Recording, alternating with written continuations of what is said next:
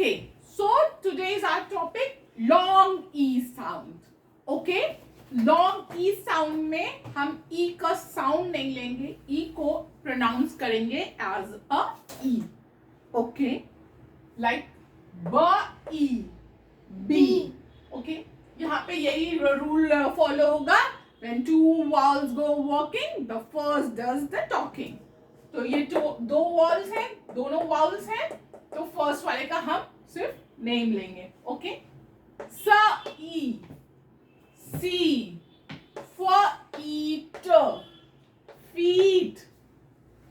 इनाया बोलो बेटा. ड ई प, डी, व ई क, वीक. ज ई प, जीप. फ र ई, फ्री. ग री न, ग्रीन. क्व ई न, क्वीन. ठीक है, देखो सब में जो है सिर्फ हम एक का साउंड ले रहे हैं, साउंड नहीं ले रहे हैं, उसमें एज अ नेम ही उसका पढ़ रहे हैं, जो नेम है उसका. यहाँ पे भी सेम चीज फॉलो हो रही. ई ए का साउंड ई, ई.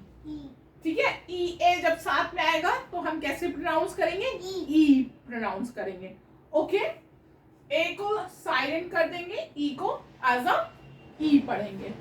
ओके, तो ईट, ईट. सा ई, सी.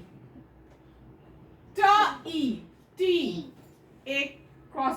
ब ई क, बीक. ट ई म, टीम. ओके, क्लियर हो रहा है? ठीक है. ब ई च, सी एच का साउंड च, तो ब ई च, बीच.